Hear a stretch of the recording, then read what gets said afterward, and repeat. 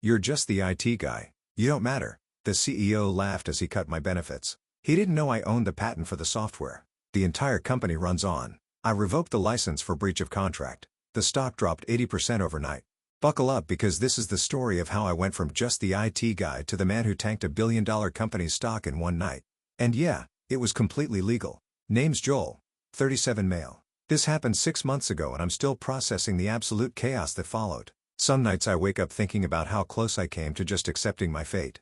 But then I remember what happened next and I sleep like a baby. I worked at Apex Solutions for 9 years. Started as a junior systems analyst right out of college, worked my way up to senior infrastructure architect. Sounds fancy, right? To most people at the company, I was still just the guy who fixed the printer jams and reset passwords. Let me paint you a picture of what Apex was like when I started. Small operation, maybe 85 employees total, headquartered in a renovated warehouse in Seattle's industrial district. The kind of place where everyone knew everyone, and the CEO actually remembered your name at company picnics. I was 28 years old, fresh out of University of Washington with a degree in computer science and about $73,000 in student loans hanging over my head. Apex offered me $52,000 a year, which felt like winning the lottery at the time. My apartment was a shoebox in Fremont with 3 roommates and a bathroom that smelled like mildew. But I had a job in my field, and that's all that mattered. The work was straightforward at first: database maintenance, user support, keeping the network from imploding every time someone opened too many browser tabs. Our systems were ancient. I'm talking software from the late 90s, held together with duct tape and prayers. The main platform was this monstrosity called DataCore Legacy. It handled everything from inventory management to client billing to project tracking. The thing crashed minimum twice a week, lost data randomly, required manual reboots that took 3 hours. We had 6 people whose entire job was just keeping it functional. I spent my first 2 years learning that system inside and out. Every quirk, every bug, every workaround. Got really good at explaining to angry department heads why their quarterly reports disappeared into the void. Here's what nobody knew. 5 years into my time there, I built something revolutionary. Year 5 was when I hit my breaking point with DataCore. We just lost a major client, Patterson Industrial, worth $4.2 million annually, because our system corrupted 3 months of their project data, just gone, vanished into the digital void like it never existed. The CTO at the time, this guy named Ron, called an emergency meeting. "We need to upgrade," Ron said. "DataCore is killing us." Management brought in consultants, 3 different firms, each one quoting between $15 and $22 million for a complete overhaul. Implementation time 24 to 36 months. The board rejected every proposal. Too expensive, too risky, too long. So, we stayed with DataCore and I stayed angry. That's when I started working on something in my off hours. My girlfriend at the time, Rebecca, was a nurse who worked rotating shifts. She'd leave for work and I'd sit down at my home office setup. Nothing fancy, just a desktop I'd built myself and 3 monitors I'd bought on Black Friday sales. And I'd code every night, sometimes until 3 a.m. Weekends were fair game too. Rebecca hated it. "You work all day, then you come home and work all night on the same stuff. It's different," I tell her. "This is mine." I spent 18 months building that system from scratch. Learned Python even though I'd only done Java and C++ before. Taught myself 3 different frameworks. Watched probably 400 hours of tutorials. Read documentation until my eyes blurred. The framework I built was adaptive. It learned from usage patterns, optimized its own processes, scaled automatically based on demand. It could handle 10 times Apex's current data load without breaking a sweat. The interface was clean, intuitive. People could actually use it without needing a manual and a prayer. I tested it against DataCore using our actual company data. My system processed everything 73% faster with 0 errors. 0. But here's the thing I did that saved my future. I built it entirely on my own time with my own equipment using my own resources. I'd wake up at 5 a.m. on weekends to put in extra hours. Used vacation days to code instead of actually relaxing. Spent $38,000 of my own money on server time, software licenses, development tools, and courses. Rebecca left me in month 14 of the project. Found me in the office at 11 p.m. on a Saturday. Hadn't showered in 2 days, surrounded by energy drink cans and pizza boxes. "I can't do this anymore, Joel. You're obsessed." She wasn't wrong. I was obsessed, but I was also building something that would change everything. The day I finished the beta version, I sat back in my chair at 4:17 a.m. and just stared at the screen. 18 months of my life, right there. Functioning, beautiful, perfect. I crashed for 14 hours straight after that. When I finally showed it to Ron, the guy nearly fell out of his chair. "Joel, this is incredible. This is exactly what we need. Better than any consultant proposal I've seen. Yeah, I said. I know. How long would implementation take? I can have us fully operational in 6 weeks. Ron's eyes went wide. 6 weeks? The consultant said, 2 years minimum. I built it specifically for our infrastructure. It's plug and play. Ron called an executive meeting the next day. I did the demo in the main conference room. Showed them processing speed, data integrity, scalability, the whole package. The CFO, this woman named Margaret, asked the question I'd been waiting for. What's this going to cost us? I'll license it to the company. Reasonable terms. You're licensing it. This isn't company property. That's when I pulled out the documentation my lawyer friend Kevin had helped me prepare. Built entirely outside work hours using personal resources and equipment. According to my employment contract, it's my intellectual property, but I'm happy to let Apex use it. Margaret looked at Ron. Ron looked at the CEO. Andrew. Andrew looked at me. What are your terms? I'd thought about this moment for months. Rehearsed it in my head while debugging code at 2 a.m. License it for $50,000 a year adjusted for inflation annually, and I maintain full ownership of the patent and code base. Andrew nodded slowly. That's more than reasonable. Hell, Joel.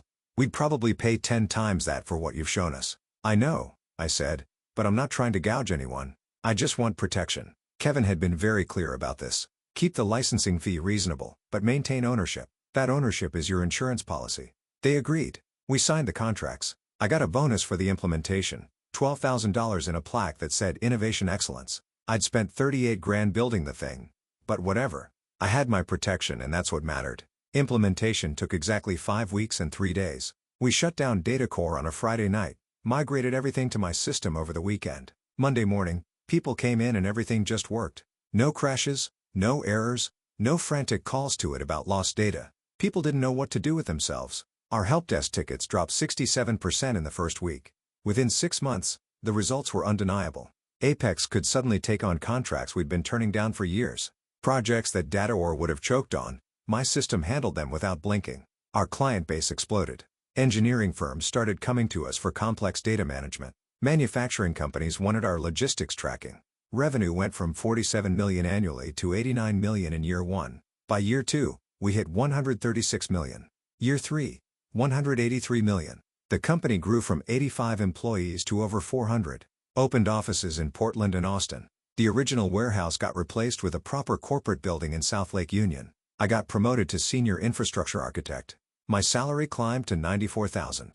Good money, but nothing insane considering I'd built the engine powering the entire operation. For 4 years, everything was smooth. Then Andrew retired. December 2023, he announced he was stepping down. The board started hunting for a replacement. They wanted someone dynamic who could take Apex to the next level. January 2024, they hired Gregory Chen, 34 years old, Stanford MBA. 3 years at a private equity firm where he'd restructured operational efficiency at 6 different companies. Translation, he cut costs, fired people, and made short-term numbers look good. Andrew warned me before he left. We grabbed coffee near the office. Joel, watch yourself with Gregory. Guy's smart, but he doesn't understand what we built here. Gregory started February 1st. First week, I walked into his office for our one-on-one. Guy had already rearranged everything. The walls had these motivational posters about embracing disruption. I already hated him. Joel, good to meet you. He didn't stand up. We talked about my system. He seemed suspicious of the licensing arrangement. Seems like we're overpaying. System's been in place for years. My jaw tightened because it's my intellectual property. The fee includes ongoing maintenance and updates. Right. We'll revisit that. Second week, Gregory called an all-hands meeting. Packed the conference room. He stood at the front with a presentation clicker. We need to evolve. If we don't adapt, we die. He clicked to the next slide. Operational Optimization Initiative. Corporate speak for layoffs. He went through 47 slides. By slide 23, he got to it. Our technology infrastructure requires modernization. We're overstaffed and underperforming. That was garbage. My team was lean and efficient. March came around. March 15th started like any other Thursday. Got to the office at 7:45. Grabbed coffee from the lobby machine. Checked overnight system logs. Everything running perfect. 0 errors. 99.97% uptime for the month. At 9:30, my calendar pinged. Meeting invite from Gregory's assistant. Compensation discussion. Conference room B. 10 a.m. No context, no agenda, just that. I should have known right then. Conference room B was the small one. The one they used for firing people. It had soundproofing and no windows. Private. I walked in at exactly 10 o'clock. Gregory was there with Amanda Reeves, the new CFO he'd brought in from his last company. She was mid-30s. Always looked like she just smelled something rotten. And sitting in the corner was this guy I'd never seen before. Expensive suit, leather portfolio, the corporate lawyer look. "Joel, have a seat," Gregory said again with the not standing up. "Power play." I sat down. "We're making some changes to our compensation structure." Gregory started that fake friendly tone that made my skin crawl. "Part of our operational optimization. We're moving to a performance-based model that better aligns with industry standards." Amanda slid a folder across the table. "These are the new terms." I opened it. My salary reduced from $94,000 to $67,800, a 28% cut. Annual bonus eliminated entirely. Health insurance switched to a high-deductible plan where I'd be paying $6,000 out of pocket before coverage even started. Vacation days reduced from 18 to 12. I looked up. "This is a joke, right?" "These are market rate corrections," Amanda said. Clinical, like she was reading from a script. "We've analyzed comparable positions across the industry. I built the entire system this company runs on." Gregory smiled.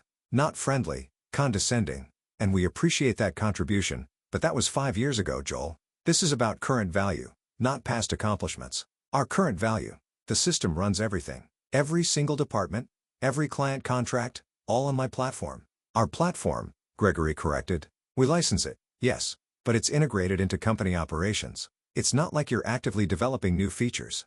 I stared at him. "I maintain it. I update it. I ensure 99.9% uptime. That's active work. Work that frankly doesn't require your current compensation level." He leaned forward. "Joel, let's be realistic about your position here. You're in IT technical support. You're a valuable member of the team. Sure, but you're not exactly mission-critical.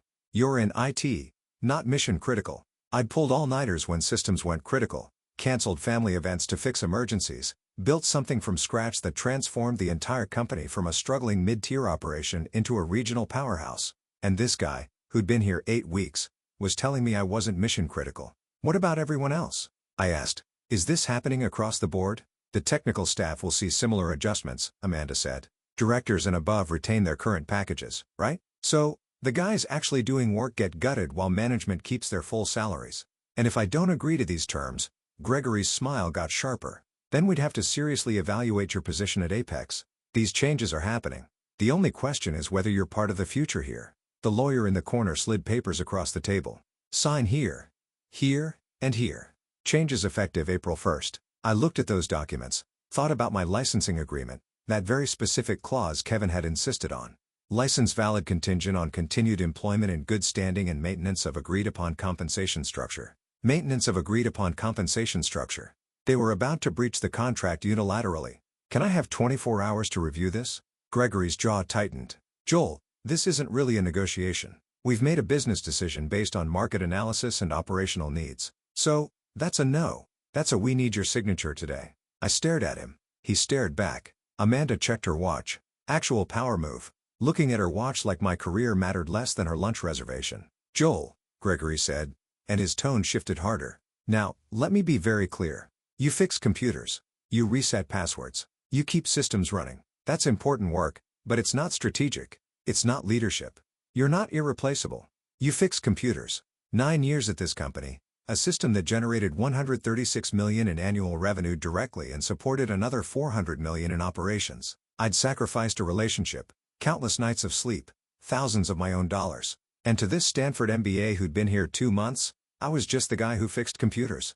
"You're making a mistake," I said quietly. "No, Joel. We're making the right business decision and you're going to sign these papers or you're going to find yourself making a very different kind of decision." The threat was clear. I picked up the pen, signed every page. Gregory smiled. "Excellent. Welcome to Apex 2.0. I stood up and walked out. My hands were shaking. Not from fear, from pure concentrated rage. Made it back to my office, closed the door, sat down at my desk, stared at my computer screen for probably 5 minutes without moving. Ron knocked, came in without waiting for an answer. "Joel, I just heard. I'm sorry. I fought against this, but Gregory's got the board convinced this is necessary." "It's fine." I lied. "It's not fine. It's garbage. You built this place. Apparently, I just fixed computers." Ron winced. He actually said that word for word. "Joel." Ron looked genuinely conflicted. "I'm trying to push back where I can, but he's got authority I don't have anymore. New organizational structure. I report to him now." "I understand." Ron left. I sat there for another 10 minutes. Then I pulled out my phone and called Kevin. "Hey man, what's up? I need to see you tonight." It's important. Something in my tone made him not ask questions. I'll be at Stella's at 7 o'clock. See there. I barely functioned the rest of the day. Answered tickets on autopilot. Avoided everyone. Left at exactly 5 p.m. Met Kevin at Stella's Coffee near his office downtown. He was already there when I arrived, working on his laptop. Corporate law always grinding. I sat down and explained everything. The meeting, the pay cut, Gregory's comments, word for word. Kevin listened without interrupting. When I finished, he just sat there for a second. Do you still have your licensing agreement? Yeah, why? Pull it up. I opened my email, found the signed contract, showed him. Kevin read through it, then read it again, then started grinning. Joel, do you understand what you have here? A contract, a nuclear option. He pointed at Clause 7, Subsection 3. License valid contingent on continued employment in good standing and maintenance of agreed-upon compensation structure. Yeah, that's the protection we put in, Joel. They just breached this contract, unilaterally reduced your compensation. That directly violates the licensing terms. You can revoke their license immediately. The weight of that hit me like a truck. What happens if I do that? Kevin leaned back, that lawyer grin getting wider. Their entire system stops working. They can't access your software, can't process data, can't fulfill contracts, can't operate. The whole company grinds to a complete halt. That's legal completely. It's your intellectual property. They broke the contract. You withdraw the license. It's cleaner than a whistle. We can document everything. The compensation reduction, the breach of terms, your right to terminate. Any judge would side with you immediately. I sat there processing.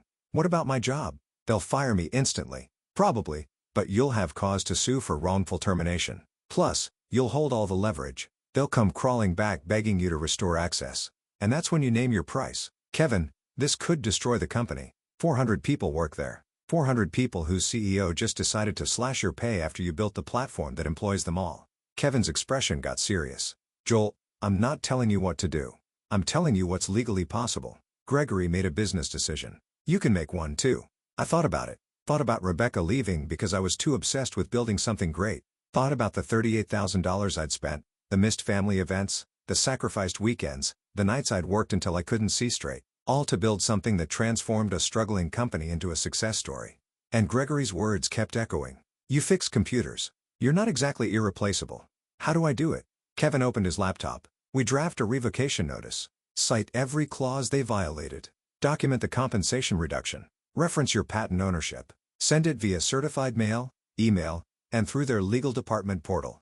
Make it official. Make it airtight. We spent the next 3 hours drafting that notice. Kevin was meticulous. Every sentence legally bulletproof. Every citation precise. Every claim documented with evidence. By 10 p.m., we had it ready. One more thing, Kevin said. You built a kill switch into the system, right? Yeah. Authentication protocol. If their license status changes, access gets revoked automatically. How fast does it work? Immediate. The second their credentials show as invalid, the system locks them out. Kevin nodded slowly. Joel, once you send this notice, there's no going back. You need to be absolutely sure. I looked at that document. Pages of legal language that basically said, you broke our deal. Now you lose access to everything. What would you do? I asked. Kevin considered it. Honestly, I'd be terrified. This is nuclear. But Gregory disrespected everything you built. Treated you like you're disposable. Sometimes people need to learn lessons the expensive way. I thought about my team. Good people who'd get caught in this mess. But I also thought about Gregory's smug face. The way he dismissed my work. The casual cruelty of cutting my pay while keeping his own bloated salary. Do it, I said. Send the notice. Kevin hit send at 10:37 p.m. on March 19th, exactly 4 days after that conference room meeting. The email went to Gregory, Amanda, the entire board of directors, and Apex's legal department. The certified letter would arrive Friday morning. What now? I asked. Now you go home, get some sleep, and prepare for chaos. I didn't sleep much that night. Friday, March 22nd. I got to work at my normal time, 7:45 a.m. Everything seemed normal. People getting coffee, settling into their desks, the usual Friday morning vibe. At 9:17 a.m., Gregory's assistant called my desk phone. Joel, Mr. Chen needs to see you immediately. I'll be there in a few minutes, he said immediately. I walked to Gregory's office. The door was open. He was standing by his window, phone pressed to his ear, looking tense. Saw me and ended the call abruptly. What the hell is this? He shoved a paper across his desk. The revocation notice Kevin had sent. It's exactly what it says. I'm revoking Apex's license to use my software. You can't do that. I can. You breached our licensing agreement when you reduced my compensation. So, The license is terminated. Gregory's face went red. This is insane. You're going to shut down the entire company. I'm enforcing my contract. The same contract you ignored when you cut my pay. Joel, be reasonable. I was reasonable for 9 years. I built something that made this company wildly successful. And you decided I was just a guy who fixes computers. I never said you said exactly that. Conference Room B, March 15, 10:17 a.m. Quote, you fix computers. You're not exactly irreplaceable. Remember, he went quiet. So now you get to find out how replaceable I actually am. We'll sue you into the ground. Good luck. My lawyers already reviewed everything. I'm completely within my rights. You want to fight this in court? We'll be there. But every day your systems are down. You're hemorrhaging money. I left his office, walked back to my desk, set an alarm on my phone for 4:47 p.m. The rest of the day was surreal. Went to meetings, answered questions, everything normal except Gregory and Amanda kept disappearing into closed-door conferences. The legal team kept calling me and I kept forwarding them to Kevin. At 4:35 p.m., I backed up my personal files to a thumb drive. At 4:42 p.m., I sent a company-wide email. If you need anything from me, reach out by end of day. Availability may be limited starting Monday. At 4:46 p.m., I logged into the back end of my system. Changed the license status for Apex Solutions from active to terminated. At exactly 4:47 p.m., their access revoked. Every terminal, every process, every dashboard just stopped. I watched through my office window as monitors across the floor went dark. Eared, confused voices. Is the system down? I just lost everything. Is this a network issue? At 4:52 p.m., my desk phone started ringing. The CTO. I let it go to voicemail. Another call. Ron from infrastructure. Voicemail. At 5:02 p.m., my personal cell rang. Gregory, I answered. Joel, what the hell did you just do? I revoked your license to use my software. It's in the email I sent this morning. You breached our agreement when you cut my compensation. You can't just shut down the entire company. Actually, I can. It's my intellectual property. The license agreement was very clear about the terms. You violated those terms. Silence. Background noise. Other people shouting. Phones ringing. This is insane. Gregory finally said, you're going to destroy us over a pay adjustment. I'm enforcing my contract the same way you enforced yours when you decided I wasn't worth my salary. Joel, listen to me. No, you listen. You had 9 years of me being loyal, building systems, fixing problems, making this company successful, and you repaid that by cutting my pay 28% and telling me I was replaceable. I didn't mean you meant exactly what you said. You assessed my value, decided it was less than my compensation, and cut me down. So now I'm showing you my actual value. Every single operation you run is built on my platform, and without access to that platform, you're dead in the water. We'll sue you. Your lawyers already have my contact info. Feel free, Joel. Be reasonable. We can work this out. Reasonable? You want reasonable? I actually laughed. Okay, here's reasonable. You breached a legally binding contract. I'm terminating the license per the terms we both signed. If you want to renegotiate, have your lawyers contact mine. Until then, good luck running your company without any functioning systems. I hung up, packed up my desk. Not much to take. Coffee mug, a photo, some personal items. Walked out of that building at 5:23 p.m. while chaos erupted around me. Got in my car, drove home, ordered Thai food, and watched Netflix. My phone kept buzzing. Texts, calls, emails. I ignored all of it. The following 72 hours were absolutely unhinged. Saturday morning, Kevin called at 8:43 a.m. Joel, you need to see this. He sent me a link to a Bloomberg article. Apex Solutions stock plummets 34% on system failure. The markets had opened in overnight trading. News was leaking that their systems were completely down. Investors were panicking. My email inbox was flooded. Colleagues asking what happened. Recruiters, even reporters. I ignored all of it. Saturday afternoon, Ron called. Joel, what did you do? I enforced my contract. The entire company is dead in the water. We can't process anything. Payroll's locked. Everyone's scrambling. They should have thought about that before cutting my pay. Joel. Ron sighed. Gregory is an idiot. But 400 people work here. That got to me. Ron, what was I supposed to do? Let them disrespect everything I built? I don't know. Maybe. Would you? Long pause. No, probably not. Sunday morning brought more chaos. Stock dropped another 28%. Total declined 62%. Business outlets ran it as a major story. Some portrayed me as vindictive. Others called it David versus Goliath. Sunday at 3:47 p.m. I got an email from Apex's board. Subject, urgent meeting request. Body, Mr. Joel. We would appreciate the opportunity to discuss a resolution. Please contact us at your earliest convenience. I forwarded it to Kevin. He called 10 minutes later. They're ready to negotiate. Monday morning, Kevin and I drafted our proposal. $8 million one-time licensing fee, $2 million annually going forward, full restoration of my compensation, plus 40% raise to $131,600, ironclad employment contract, and Gregory's immediate resignation. Kevin looked at that last item. This might be a deal breaker. Then they don't get their systems back. We sent it Monday at 11 a.m. By 2 p.m., we got a response requesting an in-person meeting. Tuesday 9 a.m. Kevin and I walked into Apex headquarters. The lobby was chaos. Phones ringing non-stop. Employees clustered in groups whispering. Security looked stressed. We took the elevator to the executive floor. The entire board of directors was there. 8 people around a conference table. Gregory sitting at one end looking like he'd aged 5 years and 4 days. Amanda next to him, pale and quiet. Harrison, the board chairman, stood up when we entered. Old school guy built his fortune in manufacturing. Semi-retired but still influential. Joel, Kevin, thank you for coming. We sat down. The room was tense. You could feel it. Harrison cleared his throat. Let's be direct. We're in a crisis. 4 days of complete system failure. Our market cap has dropped $1.2 billion. 7 major clients have filed breach of contract notices. 15 more are threatening legal action. We're hemorrhaging approximately $4.88 million per day in losses and penalties. He slid a printed analysis across the table. Numbers, projections, disaster scenarios. We need those systems operational. We understand there was a dispute about compensation.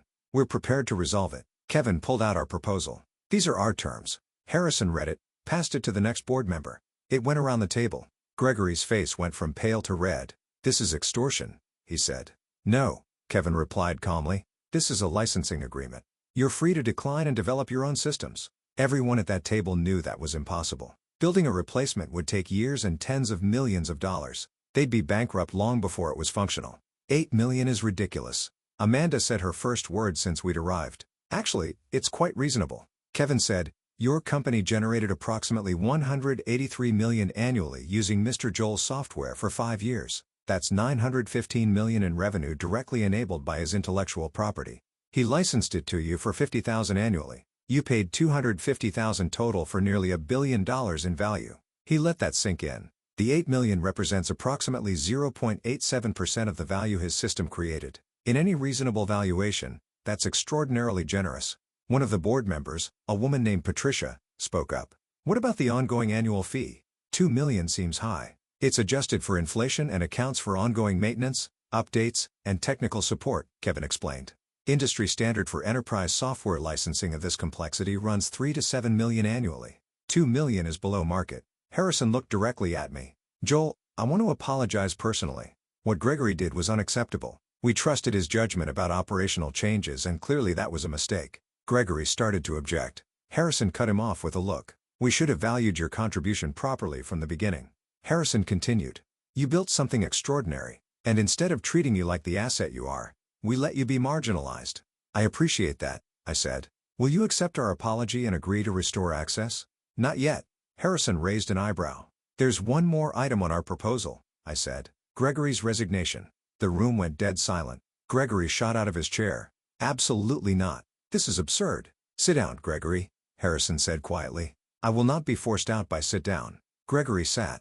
Harrison looked at me. That's a significant ask. Gregory created this situation. He cut my pay, dismissed my contribution, and breached our contract. Every dollar you've lost, every client you're losing, every point your stock has dropped, that's on him. I was implementing necessary operational changes. Gregory said, you were cutting costs without understanding what you were cutting. I shot back. You saw a $94,000 salary and thought, that's too much for it. Without bothering to learn that the entire company runs on systems I built. That's not strategy. That's incompetence. Patricia leaned forward. Gregory, be honest. Did you know Joel had built the platform before you made the compensation changes? Gregory hesitated. Did you? Patricia pressed. I knew he'd contributed to development. Yes. Did you know he owned the patent? Longer pause. I was not fully aware of the licensing arrangement. So, you cut the pay of the man who owns the intellectual property your entire operation depends on without even reading his contract. Gregory had no answer for that. Harrison looked around the table. We need to vote. Joel's terms include Gregory's resignation. All in favor?